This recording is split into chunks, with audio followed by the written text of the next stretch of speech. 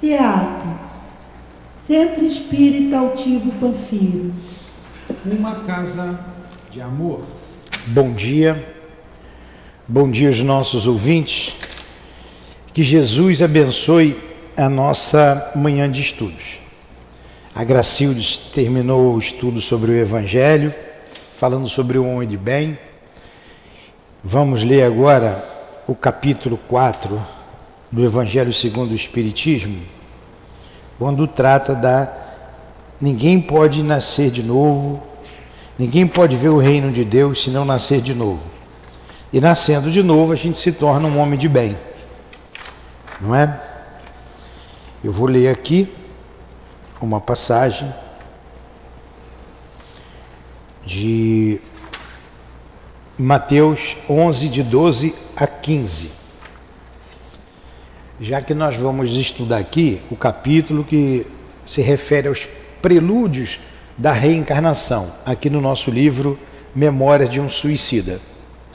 Então, antes de darmos continuidade ao estudo do livro trazido pela nossa irmã Ivone, psicografia do Camilo e de Leon Denis. Então, capítulo 4, ninguém pode ver o reino de Deus se não nascer de novo. Item 10. Ora, desde a época de João Batista até o presente, o reino dos céus se toma pela violência, e são os violentos que o arrebatam. Visto que até então todos os profetas e também a lei o profetizaram.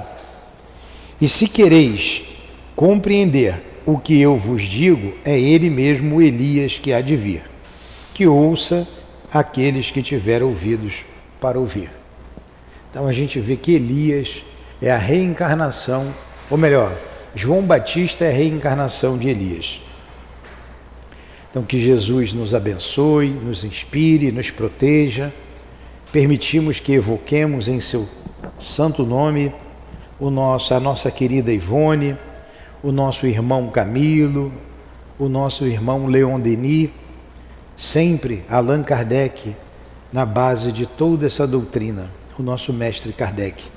Em nome desses espíritos queridos, em nome do altivo e da direção espiritual do CEAP, da coluna de espíritos que nos dirige, em nome do amor, em nome do nosso amor, Lourdinha, mas acima de tudo, em nome do teu amor, Jesus, e do amor de Deus, nosso Pai, é que iniciamos os estudos desta manhã. Que assim seja. Então vamos lá. Eles estão visitando, nós paramos aí uma semana por conta do carnaval, mas quem nos ouve de casa, nós não paramos em nossa casa. Estudamos aqui o Livro dos Espíritos no domingo de carnaval, na segunda-feira e na terça-feira. Por isso não transmitimos as nossas lives. Nós estamos no capítulo que trata da reencarnação. Eles estão, prelúdios da reencarnação, eles estão visitando esse instituto lá na colônia Maria de Nazaré. Esse grupo de espíritos que o Camilo vem contando a história desde o início, desde que eles vieram do Vale do Suicida e se reuniram lá no Hospital Maria de Nazaré. Ficaram internos lá durante 4 anos e depois eles foram dada alta para eles. E eles foram então conhecer a colônia. Saíram do hospital, foram no setor da torre de vigília, no setor do manicômio, no setor do isolamento, agora estão no setor do departamento de reencarnação. Ali se divide em algumas partes, o acolhimento, eu não sei tudo de cabeça, tem um acolhimento, que é a primeira, tem o recolhimento, a análise, a programação, recapitulações, as pesquisas, o planejamento dos envoltórios físicos e o laboratório de restringimento. Então eles estão visitando. E a gente vai continuar aqui onde a gente parou na aula passada. Aí está escrito aqui. Mas, aí a gente se situa já já. Eles estão sendo levados por uma enfermeira e ela está mostrando a eles todo esse departamento de reencarnação. Quem lembrar o nome dela vai ganhar um celular. Rosália ganhou um celular, está em promoção hoje ali numa loja no shopping. É só ir lá. É a irmã Rosália que está levando esse grupo de espíritos para conhecer a colônia. Então está aqui. Mas, acharam aí? Eles sabem que, uma vez de posse do pesado fardo de limo terrestre, já não serão tão lúcidos, esquecerão o convívio fraterno, as fazejas bênçãos da presença daqueles que lhes foram como anjos tutelares, a enxugar-lhes as lágrimas da desgraça, e por isso angustiam e sofrem. É a prova, né? Então já está falando aqui desses espíritos culpados que retornam à Terra, os que retornaram à pátria espiritual através do suicídio. Mas não foi diferente conosco também. Se algum de nós aqui nos suicidamos ou não, houve um preparo. Até porque nós estamos aqui estudando a doutrina espírita, interessados na doutrina espírita, não reencarnamos de qualquer maneira. Esquecemos. Quem lembra do anjo da guarda aí? A gente não lembra do nosso anjo da guarda. Quem lembra daqueles que levaram a gente a reencarnar? Quem patrocinou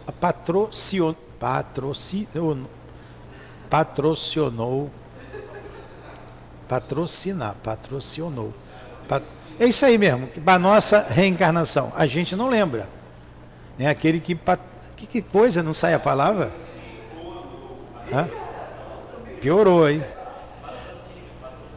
Patrocinou a nossa reencarnação. É isso aí. Quem foi que patrocinou? A gente não lembra. Tá vendo? Nem a palavra a gente fala direito, né? Quem patrocinou, a gente não lembra. Da mesma forma, a gente esquece o carinho, o apoio que eles nos deram, e estamos aqui, na nossa prova, livres para decidir, livres para escolher, né? E precisamos então pedir forças a Deus. Quando a gente pede forças a Deus, são eles que vêm nos socorrer, esses amigos que vêm nos ajudar a vencer. Então, continuamos. Eu e meus auxiliares velaremos por eles aqui do recolhimento, ajudando-os à readaptação às coisas da terra, despertando-lhes o gosto pela existência no seio generoso do planeta, tão bem dotado de sabedoria do Todo Misericordioso, e que só os desvarios do homem tornaram inclemente e ingrato. Pois o planeta é muito bonito, né? O homem é que causa uma série de problemas aqui no nosso planeta.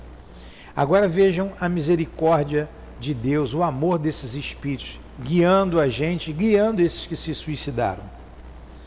Pois convém não esquecer que o suicida desencantou-se da permanência na sociedade terrena. Ele a detesta e quisera afinar-se com outra que lhe falasse melhor aos anseios íntimos. Muitos apavorados com as perspectivas das expiações que só passam a conhecer minuciosamente depois que aqui são internados. Arrepende-se do intuito que traziam e, acovardados, pedem para dilatar um pouco mais a época do renascimento, no que são atendidos.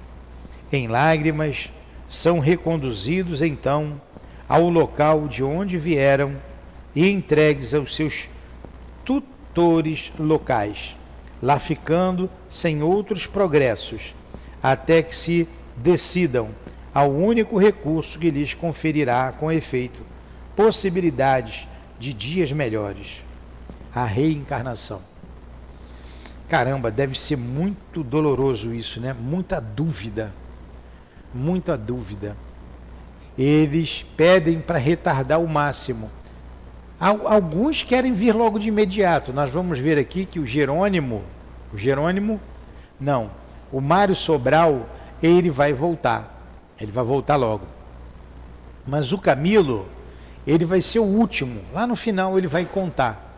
Vocês vão conhecer cada espírito desse, principalmente o Camilo, na regressão de memória que eles farão. Vai ser lá na frente. E o Camilo fica lá até não ter mais o que fazer no mundo espiritual. Até o momento em que, não é que não ter o que fazer, não dava mais para ele ficar lá. Ele tinha que reencarnar. Aí ele volta. Ele volta. E o mergulho na carne é sempre precedido de uma expectativa muito grande.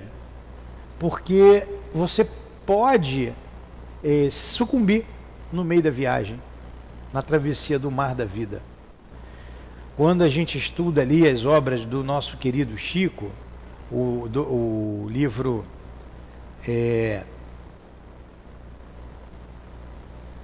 tem o Nosso Lar, depois do Nosso Lar, Mensageiros, o Mensageiros, quando fala dos médiuns falidos. Então, para a gente ter uma ideia, o médium, tem um deles lá que se preparou 30 anos no mundo espiritual para ser médium e vir desempenhar uma missão aqui na Terra como médium. E a gente encara, a gente entende uma missão como médium, a missão do Chico, a missão do Divaldo e tantos outros aí que a gente conhece, que desempenham o seu papel com muito devotamento, abnegação, devotamento. Eles vêm, era um espírito desse. Então ele vinha com toda a faculdade. Eu não me lembro o nome dele, não sei se é o Otávio, acho que é a queda de Otávio, acho que é o Otávio. Ele tem até o amparo da veneranda, que era a responsável lá do Nosso Lar. Você recebe o apoio de todo mundo. E ele, quando chega aqui na Terra, com a vidência, com a audiência, clareaudiência, com a psicografia, com todos esses recursos que a mediunidade propicia, pode propiciar o homem. A gente lembra do Chico, vamos fazendo a referência. E ele fale. Ele faliu. Ele usou a mediunidade para interesse pessoal, para ganhar dinheiro. Então vocês vejam que o espírito se conscientiza no mundo espiritual, mas como é difícil estar aqui no corpo físico. Você tem que tomar uma decisão, porque a gente esqueceu o passado. Nenhum de nós aqui lembra do passado. E quando tem um médium que lembra, não são todos os detalhes, ele lembra alguma coisa. Ele não lembra de tudo, em todos os detalhes, de todas as vidas, lembra das coisas principais. A Dona Ivone via o seu passado, mas aquilo que importava a ela saber, para que ela não falisse, Aí ela vem com a psicografia, com a incorporação, com a vidência, com a clareaudiência. E quantas vezes a Dona Ivone não viu, e ela é suicida, ela não via os guias. Quantas vezes ela ficou sozinha para decidir? Ela narra ali no livro Devassando o Invisível, quando tem o encontro com aquele espírito, ela vê o espírito vem até ela e o espírito quer escrever a história dele. O beletrista. Leiam lá, releiam o capítulo do beletrista, belíssimo aquele capítulo. Era um espírito bondoso, quer dizer, bom, não era um espírito mau. Ele queria, não era um espírito elevado, e ele queria escrever a história dele, ele insiste. E ela procura os guias dela, ela procura o Charles, poxa, o Charles é pai dela, foi pai. Procura o Dr. Bezerra, procura Leon Denis, ninguém aparece. E ele queria escrever a história dele. Ele insiste tanto que ele diz assim, olha, você não precisa dizer que é mediúnico. Você não precisa dizer que é meu. Não precisa botar meu nome. E você vai vender muito. Eu estou vendo que você é pobre, você não tem onde morar. Você vai vender no Brasil e no mundo inteiro. E eu vou ditar outras histórias para você, que você vai ficar bem de vida. Muito bem de vida.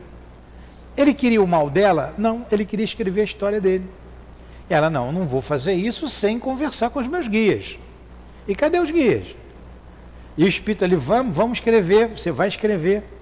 E qual era a história dele? A história dele era de um amor frustrado. Ele se uniu a uma mulher que era casada, que o marido a maltratava muito. Essa mulher tinha um filho e lá para as tantas o marido resolve tomar o filho dela. Ela muito triste, não tinha ainda o disquite antes. Tinha disquite, não tinha essas palavras não tinha um divórcio. Ele quer que viesse o mais rápido possível o divórcio na sociedade brasileira, porque ele queria casar com a moça, assumir o filho dela, viver com ela, mas não podia porque a lei não permitia. E quando o marido soube, não, eu tenho direito ao meu filho. E a lei sempre dava razão àquele que estava casado, ainda mais que ela saiu de casa. Ela alegou que ela saiu de casa. E ela sem um filho, o que foi que ela fez? Se suicidou. Ela se matou. E o beletrista, ele não deu o nome dele até o final. Ele falou assim, beletrista é amante das letras. Se procurarem no dicionário, isso significa beletrista. Ele até o fim não deu o nome. Ela não sabia quem era ele. Ele se despede porque ele vai reencarnar. Essa era a história. E ela diz assim, mas essa história acontece todos os dias nos jornais. É aí, Luiz, você vai lembrar que ela diz assim que todo romance mediúnico tem que ter 3 características. O MED, que eu não quero falar aquela sigla, né? MED. Qual é? Tem que ser um romance espírita, deve ter o cunho moral, doutrinário, moral, doutrinário e educativo. Todo romance espírita deve ter esse conteúdo. E o romance dele, então o médium que escreve tem que ter preparo, não é qualquer médium que escreve. E também não é qualquer espírito que sabe ditar isso. E qual seria a educação, o cunho educativo naquela história dele? Não tinha. Aí vocês vejam, por que eu estou contando a história e relembrando a história do beletrista? Porque a dona Ivone foi muito rica, ela abandonou a família, abandonou o lar, com isso o marido morre de dor, de muita saudade, acaba se contaminando lá, ele era médico, que é o Roberto, que está aqui. Ah não, o Roberto está na outra história lá, as histórias vão se confundir na minha cabeça, é o Roberto de Canaleja. Então o Roberto morre, a filhinha dela pega também a doença que ele levou do hospital, a lâmina para pesquisar aquela doença que matava a beça na Europa, o bacilo de Koch, como é que é o nome? Tuberculose. Ele se contamina, acaba morrendo, a filhinha também morre, e quando ela volta, os pais o marido, o esposo está morto, o pai está muito triste com tudo, mesmo assim a recebe com todo amor e carinho, e ela tinha saído em busca da fama, era uma exímie pianista, o nome, pianista, e foi correr o mundo, se arrependeu, mas ficou com vergonha de voltar para casa. Quando chegou em casa, o estrago já tinha sido feito. Ela não resiste e se suicida. Se joga no Tejo, no Rio Tejo, lá em Portugal. E o pai dela o Charles, tinha um grande hospital em Portugal, na Espanha e também na França. Ele era francês, mas tinha bens nesses países. Ali tudo é pertinho, né? Então era um homem muito rico, um homem poderoso, um homem bondoso. Tentou ensinar para ela, estudar com ela o livro dos espíritos, ensinava para ela, ela não dava a devida atenção, ele tentando consolá-la, até que ela comete o suicídio. Pronto. Aí não vou contar ali para frente. Depois ela é resgatada pelo próprio Dr. Bezerra de Menezes, que era amigo do Charles. Dr. Bezerra estava reencarnado, ele desencarna e vai resgatá-la, porque ela vai para as mãos desses bandoleiros do além. Não ficou muito tempo, reencarna. Em 1900 ela reencarna. Ela foi desencarnar em 1983, bem recente, né? Mas ela reencarnou no dia 25 de dezembro de 1900, dia do Natal. E devido a esses choques, eu vou te chamar anímicos, ela vem com, falta de uma outra palavra, ela vem com a sensibilidade muito exacerbada. Então ela lembra desses casos todos, ela lembra, por isso, para ela não falir de novo. Porque anterior a essa reencarnação, ela já tinha sido suicida. Ela já tinha se suicidado. E se suicida uma segunda vez. Aí vem com todas essas lembranças, né, com aquilo que machucava muito ela. Ela lembrava da vida anterior, ela lembrava do pai dela. Aqui esse não é meu pai dessa vida, meu pai é outro. Porque era aquele que era carinhoso, era amoroso, que dava tudo para ela, que vinha com ela já algumas encarnações, há muito tempo junto. Aí, o que acontece ali? Ela reencarna, e nesse momento do beletrista, foi uma das provas dela, não foram todas. Eles deixaram ela sozinha para decidir. Vocês estão lembrados aí, quem já estudou, né? Para decidir.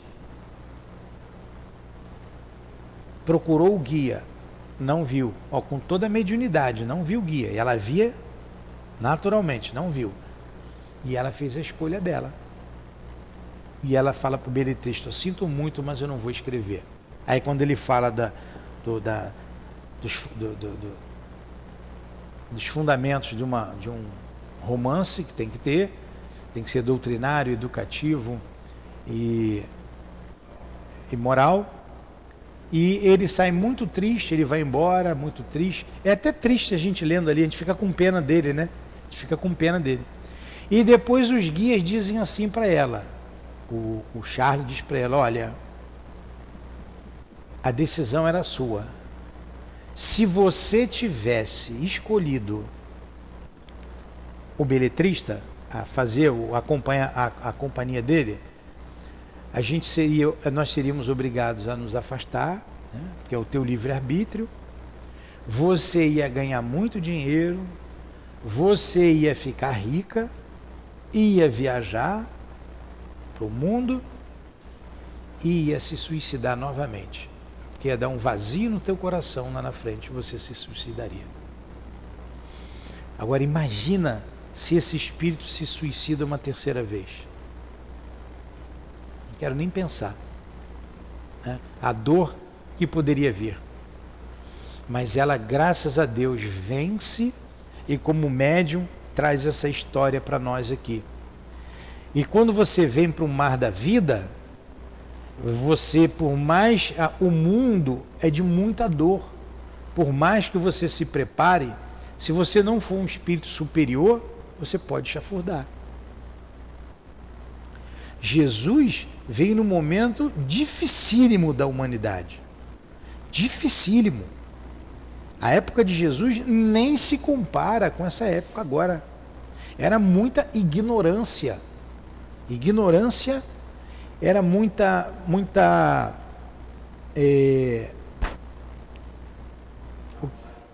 barbárie, muita violência. Pô, os nomes estão difíceis de sair da minha cabeça. Acho que eu dormi demais hoje. Muita violência, um mundo violento, ignorância demais, barbárie, viviam barbárie. Jesus vem nesse meio. Para ele, tocou. Ele estava muito acima de tudo isso. Você vê que Paulo de Tarso, que é um espírito, foi um espírito escolhido pelo Cristo, fazia parte lá do grupo de Jesus, era um espírito valoroso, inteligentíssimo. Ele se envolve com os sacerdotes e radicaliza tudo. Ele mesmo passou um período de dificuldade no início, com o farisaísmo, porque ele era um fariseu. Ele manda matar um outro espírito valoroso, que é Estevão. Valorosíssimo, tem que ler a história de Estevão. E sai em busca para matar Ananias, um outro cristão. quando ele encontra Jesus. Pô, Paulo, qual é, pô? Somos amigos, pô. Foi eu que te mandei aí. É a mim que você está perseguindo? Eu estou falando aqui do meu jeito, né? É aquela velha frase, né? Saulo, Saulo, por que me persegue? Mas o que Jesus está querendo dizer? Pô, Paulo, acorda. Tu está no caminho errado. É por aqui, não é por ali não, pô. Aí é que vem a transformação de Paulo. Aí vocês têm que ler Paulo e Estevão para conhecer um pouquinho da história de Paulo, que é linda a história dele. Então são espíritos que venceram no final da vida. Ele tem a belíssima frase também: não sou eu mais quem vivo, é o Cristo que vive em mim. Ó, Jesus sempre é referência. Então você tem esses espíritos, né, iluminados que vêm à Terra. Você tem um Chico, que a gente tem que tirar o boné para esse espírito. O trabalho que ele fez, o assédio que ele teve, o assédio que o Divaldo tem, que o Altivo teve e outros trabalhadores do bem, expoentes da doutrina espírita, da divulgação doutrinária. Por quê? Tira por nós, e nós que somos espíritos imperfeitos.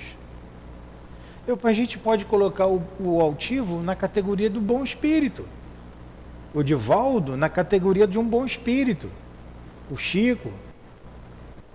Agora, o Newton José, vocês estão ferrados com ele, espírito imperfeito. Então temos que rezar muito para que a gente não caia, porque os convites são diversos, o assédio é muito grande, e o assédio que chega à nossa casa, que chega até nós através de terceiros, de encarnados, que você confia e de repente puxa o teu tapete. E você fica, pô, como que essa pessoa fez isso? Como que ela teve uma atitude dessa? Então, a vida é muito difícil. Eles já trazem esse estigma do suicídio, um trânsfuga da lei. Além de não ter resolvido o problema do passado, que eles se suicidaram, eles trazem mais um, que é a revolta contra a lei de Deus. Então, todas as noites a gente deve orar por esses irmãos, encarnados e desencarnados, porque o que cada um sente, a pessoa nem sempre passa isso, ela sofre sozinha, e quando você vê, sai da vida, estupidamente, de repente. E temos visto aí na mídia, o próprio Divaldo já disse, que vai, na mídia que eu digo, alguns desses, eu vi uma vidente, estava vendo a vidente, mas a vidente só falou coisa ruim. Falei, meu Deus do céu, não quero saber mais dessa vidente não. Só falou coisa que vai acontecer de ruim, de catástrofes físicas a morais. Mas dentre elas ela também falou do suicídio, que vai aumentar muito. E a gente tem visto isso, né? Diz que o ano que vem, 2024, 25 vai ser o ápice. A crise que está chegando no mundo, a mudança de mundo de provas e expiações para regeneração, enfim. Então a gente tem que orar muito por eles e orar muito por nós. Porque não é fácil, aqui ninguém lembra de onde veio. Por isso Jesus com Nicodemos, o vento sopra de onde quer, você não sabe de onde ele vem nem para onde ele vai. A gente não lembra de onde a gente veio, qual foi a colônia que a gente veio, qual foi o lugar, quem foi que patrocinou a nossa reencarnação. E daqui nós vamos para onde? A gente não terminou a vida ainda. Se não fizer grandes bobagens até lá, pelo menos porteiro do centro a gente vai ser, né? Pelo menos isso, já estou pleiteando uma vaga aqui de porteiro aqui. Então a gente não sabe para onde vai. A reencarnação, reencarnar no mundo de provas e expiações, não é fácil, não é fácil. E por eles saberem disso, os espíritos saberem disso, eles nos ajudam tanto. Por isso eles ajudam tanto esses espíritos para eles não se suicidarem novamente. O amor que os parentes, que os entes queridos têm por eles. Imagine o sofrimento, a dor do Charles. Ele narra a dor dele lá atrás na obra. Em ver a filha, que ele tanto amava, se suicidar. A filha que ele tanto amava. Então é uma dor muito grande. Há uma intercessão muito grande em favor de cada um deles. Como há também em favor de nós, que aqui estamos. A gente deve agradecer muito a Deus, agradecer a vida que temos, seja ela difícil, seja ela de dor, seja ela feliz também, a gente tem que agradecer sempre. Sempre, porque a misericórdia funcionou o tempo inteiro e está funcionando na nossa vida, para que a gente não caia. Não caia. Mas a tudo dá graças. A tudo dá graça. O livre-arbítrio, ontem a palestra do nosso irmão aqui, o Alexandre, à tarde, e foi muito boa. Foi muito boa. Ouçam novamente a palestra dele, quem não ouviu, ele foi muito feliz na palestra dele. Então o livre-arbítrio, ele falou do livre-arbítrio, você tem um livre-arbítrio. A liberdade de escolher, a liberdade de pensar.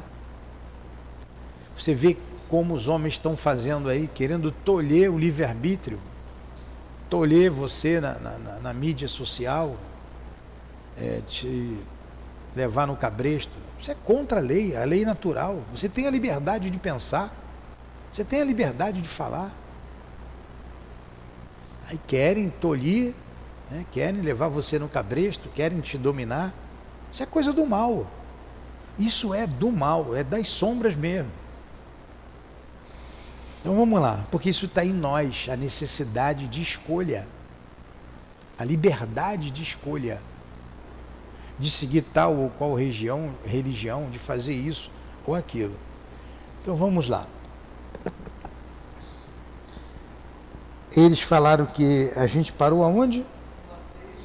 Então vamos lá. Uma vez aqui recolhidos, porém, não permanecerão inativos, à espera de quem lhes prepare a moradia terrena do futuro. Com seus instrutores, trabalham nos preparativos para o renascimento próprio, colaboram no exaustivo labor das pesquisas para a escolha dos genitores que melhor convenham à espécie de testemunhos que deverão apresentar à frente das leis sacrossantas que infringiram. Porquanto, geralmente, os suicidas não reencarnam para a expiação nos círculos de afetos que lhes são mais caros, e sim fora deles. Olha, por que isso? Porque eles não valorizaram o amor da família, o amor do pai, o amor da mãe, o amor do esposo, do filho. Fala. Isso também nesse pode ser uma força de atração também, ou não? Não, porque eles estão escolhendo.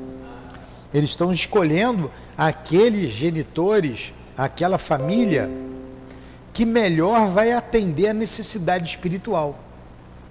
Então você pode vir numa família que não é tua, que você seja desprezada. Você pode até casar com alguém que não gosta de você. Você pode ter filhos, casar e ter filhos, e teus filhos não serem muito ligados a você.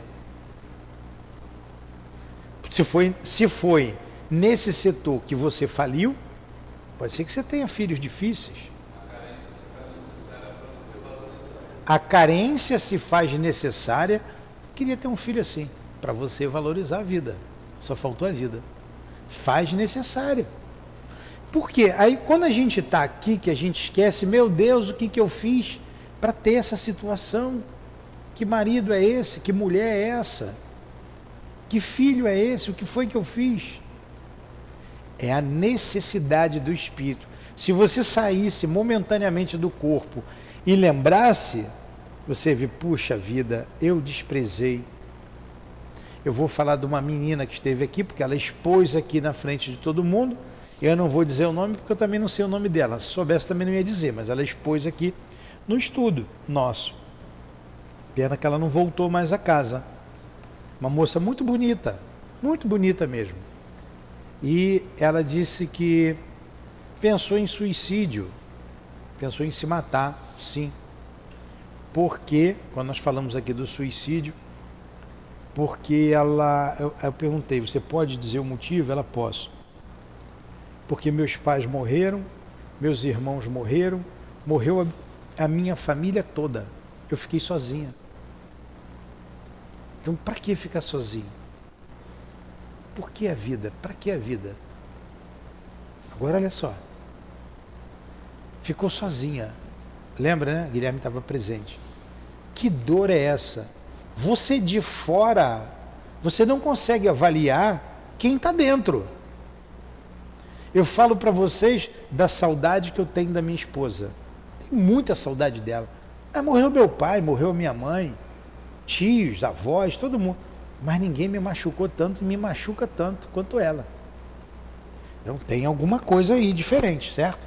Tem uma ligação muito forte. Não foi à toa. Mas vocês não conseguem avaliar o que eu sinto. Eu estou falando, vocês. O Nilton é até chato falar isso toda hora, né? Pode pensar. Porque a dor é minha. Vocês não sabem o que passa aqui dentro. A dor da menina é dela. A gente não consegue avaliar. Mas se para mim, uma pessoa que eu amo tanto, me machucou, me deixou marcas, deixa marcas dentro de mim, imagine o pai que ela ama, a mãe e os irmãos, a família toda. Não é fácil. Agora, não é difícil também a gente analisar o porquê. Então, do ponto de vista da reencarnação, provavelmente essa pessoa não valorizou a família em vidas passadas, não valorizou, abandonou todo mundo. A lei permitiu que esses que ela amam, não é em todo caso, que ela disse aqui, normalmente, não disse sempre, você não vem no seio daqueles que você ama. Foi o caso da Dona Ivone. Não foi o pai que ela tinha, não era a mãe, não era ninguém. Ela não veio na família que ela amava. Mas nesse caso aqui citado, nesse caso concreto, quem é advogado sabe que é o caso concreto, não é o caso concreto. Provavelmente, na nossa análise, não valorizou a família, abandonou todo mundo. O que aconteceu a gente não sabe. Não abandonou todo mundo. A lei permite que venha junto. Olha só quem você ama aí. Está com você. Esses você ama. Você tem que valorizar o amor deles. Vamos lá. Aí você, que coisa boa, minha mãe, meu pai, meus irmãos, pessoas que eu gosto tanto. De repente a lei, saca todo mundo. Eles só vieram para dar força para ela e deixar o livre arbítrio dela. Vai valorizar a vida ou vai se matar de novo? Ou vai se matar?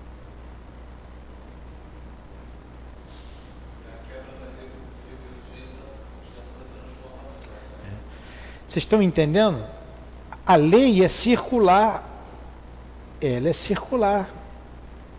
E você vai tangenciando na vida anterior. Nós todos tangenciamos o que fizemos na vida anterior. E se na vida anterior houve alguma coisa que foi forte, que a gente fez ou deixou de fazer, vai acender o sinal amarelo aqui, nessa vida. Pi, pi, pi, pi. O Guilherme expôs também já mais de uma vez aqui a vida dele. Perdeu a esposa, perdeu a filha, teve vontade de morrer, de suicidar, lutou muito contra isso. Graças a Deus hoje não tem mais. Foi a luz amarela. Pi, pi, pi. Provavelmente, lá atrás, abandonou mulher e filho, os dois morreram por causa dele. Aí volta para valorizar aquilo que ele deixou para trás. Até a gente aprender a amar todo mundo, a não levantar o dedo para ninguém, não machucar ninguém, nem pensar em machucar. Ontem ele colocou umas coisas interessantes. Eu posso não gostar do governante que temos aí, posso não gostar, mas se eu jogar pensamento ruim para ele, eu só vou complicar. eu tenho que pedir, Senhor, ajuda esse camarada aí. Ele está fazendo um bocado de bobagem, ajuda. Eu sou brasileiro, eu quero que o Brasil cresça. Ajuda, envolva, inspira aqueles ministros, aqueles deputados, aqueles senadores, esses homens todos aí, os governantes todos. Mas tem que pedir a Deus, seja quem for que estiver lá. Se não foi o que eu escolhi, mas foi o que Deus colocou. É o que está lá. Então a gente tem que torcer para dar certo. Então temos que pedir a Deus. A gente vem assim, para vencer. A gente vem aqui para vencer. O período que a gente está passando e que vai passar é um dos piores períodos que a humanidade vai passar. Um dos piores períodos, e nós estamos inseridos nele. Então a gente tem que ter muita força para não sucumbir. Para não sucumbir. Aí a gente está falando da moça. Ela tem que ter força para não sucumbir. Ela tem que ter força. É de uma moça muito bonita, jovem, e tem que ter força. A gente não sabe ainda se virão dores. A maior dor foi essa. Uma grande dor. O que pode vir adiante? Ela não sabe. Então tem que se fortificar na fé, no estudo, na oração, no trabalho do bem, para não sucumbir. Não sucumbir. Valorizar a vida. É a vida que a gente tem, a melhor vida que a gente teve é essa de agora. Porque essa de agora a gente pode reparar muita coisa do passado. Essa é a melhor. É a melhor vida. Os Espíritos nos ajudam. Vamos lá. Vamos continuar aqui mais um pouquinho. Alguma coisa vocês querem falar? Estudam, sob orientação dos guias missionários, a programação de suas atividades na Terra, aprendendo numa espécie de aula prática, fornecida por meio de quadros inteligentes e movimentados, quais cenas teatrais ou cinematográficas, a desenvolvê-las, realizá-las, remediá-las, levá-las à finalidade heróica, agindo com acerto e prudência. Viajam assiduamente à Terra, onde se demoram sempre acompanhados de seus tutelares generosos. Ele está falando desses que vão reencarnar, vêm à Terra escolher parentes, né? Ver a situação em que vão se... Olha quanto preparo. A situação em que eles vão se deparar quando reencarnar, procurando orientar-se nos hábitos a que terão de se adaptar, conforme sejam os ambientes em que arrastarão a condenação vergonhosa que consigo levam, porquanto a eles mesmos convém que se resignem à situação antes do ingresso no corpo carnal, para que não sintam demasiadamente ardente a mudança dos hábitos a que a convivência conosco forneceu. E depois das pesquisas ultimadas e escolhido o meio familiar que ingressarão, aí não é atração, eles vão escolher. Esses, os que estão preparados para isso, né? Tem aqueles debilitados mentalmente que não escolhem nada, é imposto tudo. Demorar-se-ão ainda em torno dos futuros pais, procurando com eles se afinar, conhecê-los melhor, adaptarem-se aos seus modos, principalmente se couber como punição ou necessidade para o progresso a difícil situação de aceitarem para o renascimento um meio hostil, onde existirão apenas, rodeando-os no decorrer dos dias, inimigos de existências pretéritas, espíritos estranhos, indiferentes, portanto, aos infortúnios que os sacudirão. Luiz, você é um camarada que viajou bastante. De vez em quando, por causa do seu trabalho, você vai para uma cidade e é obrigado a ficar lá 2, 3 meses, né? Como é ficar numa cidade que não é sua? Você não conhece ninguém. Você não conhece com quem você vai trabalhar. e você tem que ir para lá, tem que ficar lá. Morar sozinho, alugar um apartamento, uma casa, ou como é que é isso? No começo é fácil, por causa do trabalho, mas depois, com 2 meses, muito solitário. Muita. Então tem que começar a tentar ocupar a cabeça com Então é um meio que você não conhece ninguém, não conhece a cidade direito. Chegou o primeiro dia lá, tudo bem. O bebê veio, chora. Depois, conviver com aqueles, é igualzinho isso, que você não conhece. São indiferentes a você. Você muitas vezes é um forasteiro naquela família. É um forasteiro. Aí você não é entendido pela mãe, ninguém te compreende, ninguém te aceita. Olha, a gente vê aqui muitos casos desses. Muitos casos. E na mesa ali de trabalho, muitos casos iguais a esse. O espírito sucumbe, porque ninguém gostava de mim, ninguém me ama, ninguém me quer, ninguém me quis, ninguém me ouvia. Aí você vai lá, ele volta, ele vê que ele abandonou a família todinha. Aqueles que o amam de verdade estão ali esperando por ele. Ele fica feliz em ver aqueles que ele ama de verdade. Vai voltar, vai passar por tudo novamente. Não é fácil, gente. Não é fácil. A gente vai ter que parar. Ah, mas tem uma pergunta que eu não posso dizer aqui, né? Quer dizer, minha irmã, que essas pesquisas vos referis, perquiri eu aproveitando. Caramba, vou ter que voltar ali em cima. Uma vez aqui recolhidos, vou ter que voltar dali, ó. Porque senão não vai dar tempo. Fala, Luiz. Nesse parágrafo lido, os bons espíritos estão ajudando o suicida.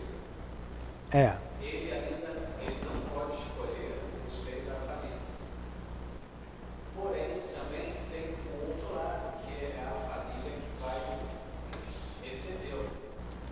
Eles também podem escolher, ou assim como ele também não. Você vai ver um caso, eu não sei se é aqui que conta.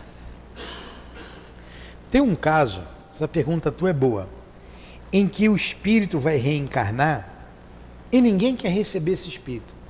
Ninguém. Eu acho que é aqui, né?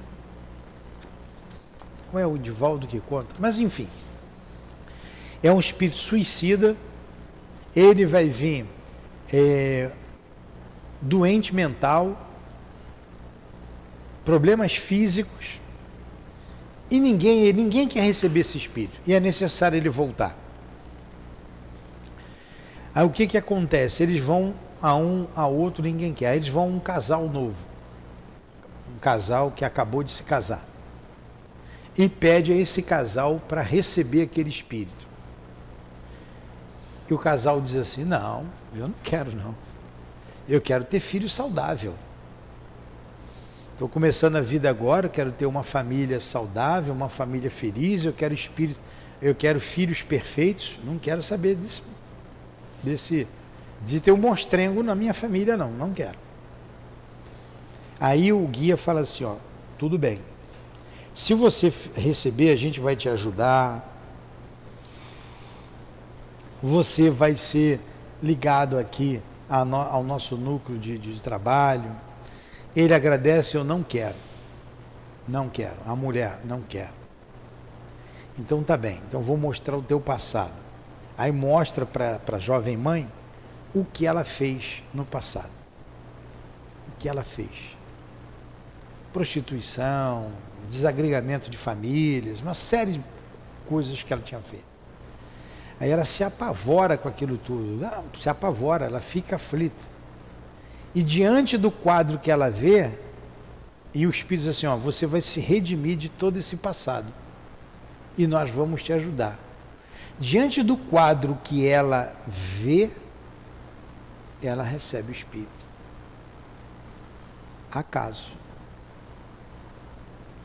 Há um outro caso, que eu também não me lembro onde a literatura, quem lembrar vai me ajudar, em que vem um espírito desse e a mulher, mãe solteira, o marido larga no interior e ela fica sozinha com o espírito. Tem casos. Tem situações e situações. Por isso que dentro da doutrina espírita não tem a palavra sempre, nunca, não é receita de bolo. Cada um de nós aqui é um. Cada um de nós aqui tem uma experiência. Teve uma experiência e cada um de nós aqui está tendo uma experiência diferente agora. Cada um tem uma profissão diferente, cada um mora num lugar diferente, cada um de nós aqui tem uma posição social diferente. Imagine.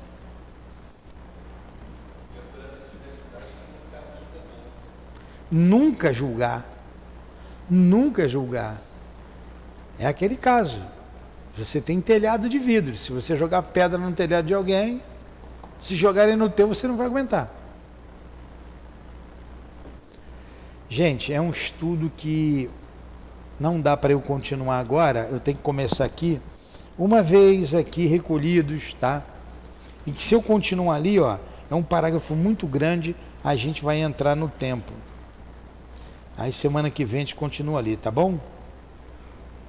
Alguma colocação mais? Foi de bastante raciocínio esse estudo, né? Puxou bem para a gente olhar para a nossa vida, para a nossa situação. Eu recomendo de novo assistir a palestra de ontem, que ele colocou umas coisas muito interessantes, que me despertou vários pontos que ele colocou aqui, me despertou. Ontem foi um dia de muito trabalho aqui, de estresse. Engraçado, eu abri ali o evangelho de manhã, chegamos aqui, sempre abrimos o evangelho, faz a prece, abre ao acaso. Aí estava lá, a paciência. Eu falei, meu, para que a paciência? Eu cheguei aqui bem, li sobre a paciência, mas meu Deus, foi um dia de muita paciência, e tinha que ter muita paciência. Eu não venci, eu confesso que eu não venci, mas sobrevivi. E fiquei pensando aqui, no final do dia eu estava muito cansado, aí cheguei aqui, ele deu a palestra, eu fui analisando a palestra dele. Aí eu vim para cá, porque ele chegou atrasado. Não, foi a paciência até a hora da palestra. Eu cheguei a sentar, botar aqui, poxa, eu fazer uma palestra sem estudar, eu vou improvisar, pô. A gente está sempre falando, a gente acerta, né? A gente fala. E é inspirado, fala. Aí chega aí o palestrante de bermuda, eu olhei assim, falei, hoje é meu dia mesmo. Atrasado, só faltou 20 chinelos de dedo. Aí passa, falei, aí tirei aqui e falei, pô, cara, tu só chega atrasado, pô. Mas ele fez uma palestra tão boa, ele cobriu, fez uma palestra muito boa. Se ele estiver me ouvindo aqui agora, ele é amigo da minha irmã. Aí ele fez a palestra, eu sentei ali. Eu não tive coragem de falar da bermuda. Eu só falei para ele, pô, cara, chega na hora, porque você deixa o nosso coração, porque tem horário, né? Mas ele fez uma palestra muito boa, ele estava inspirado. E quem assistiu foi salvo por eu não falar. E eu fixei algumas coisas que ele foi falando, né, que eu fui vendo ontem de maneira diferente. A gente aprende o tempo todo com o outro. Ninguém sabe tudo, a gente não sabe. E não foi pouca coisa não, foi muita coisa que ele falou e que foi despertando na minha mente. Falei, puxa, eu não tinha visto isso por esse ângulo. Isso eu também não tinha visto. Isso aqui também não. Aí eu fui no carro pensando, eu fui ligar, não ligou. Até liguei para você, né? Eu ia botar de novo a palestra dele daqui para minha casa, para eu ouvindo e fixando aqueles conceitos que ele colocou. A gente está sempre aprendendo, sempre aprendendo. Então vamos fazer a nossa prece? Então agradecemos a Deus, agradecemos a Jesus, nosso mestre querido, ao nosso amigo Allan Kardec, amigo da humanidade, como Leon Denis, a Dona Ivone, o Camilo, muito conhecido, lido em Portugal. Enfim, muito obrigado a todos esses espíritos que têm nos mostrado a vida por um outro ângulo, ajudando-nos a valorizar mais a vida e a vivermos de acordo com os códigos divinos, com as leis morais, com as leis superiores que o Cristo trouxe para nós. Muito obrigado. Muito obrigado ao altivo, aos benfeitores da nossa casa, às irmãs queridas, a você, Lourdinha, a todos vocês, pelo amor, pelo carinho de vocês. Que Deus abençoe todos vocês, que Deus os ilumine sempre, porque estamos aqui estudando, nos precavendo contra o suicídio e precavendo todos aqueles que nos ouvem. Rogamos a Deus e a Jesus e aos seus guias por esses que retornaram à pátria espiritual através do suicídio, que tenham esperança, que tenham ânimo, coragem, forças e fé em Deus, fé em Jesus, pois todos vencerão. Será árdua a vida, mas vencerão. Rogamos pelos parentes que choram a ausência desses filhos que se suicidaram. Rogamos por todos espíritos que suicidaram no passado e que hoje estão reencarnados, que eles tenham forças, que eles tenham coragem e que vençam, pois irão vencer com Jesus, com os bons espíritos que os secundam e com Deus nosso Pai. Por todos esses, por todos os que choram e que sofrem nessa terra, por toda a nossa humanidade, Senhor, nós vos pedimos. Que Deus abençoe e ilumine a todos nós. Em nome do nosso querido irmão altivo, da direção espiritual da nossa casa, em nome do amor desses guias que nos inspiraram nesta manhã, da Dona Ivone, do Camilo, de Leão Denis, enfim, em nome do nosso amor, Lourdinha, é que pedimos a devida permissão a Deus e a Jesus para encerrarmos os estudos e as reflexões da manhã de hoje, em torno do livro Memórias de um Suicida. Que assim seja.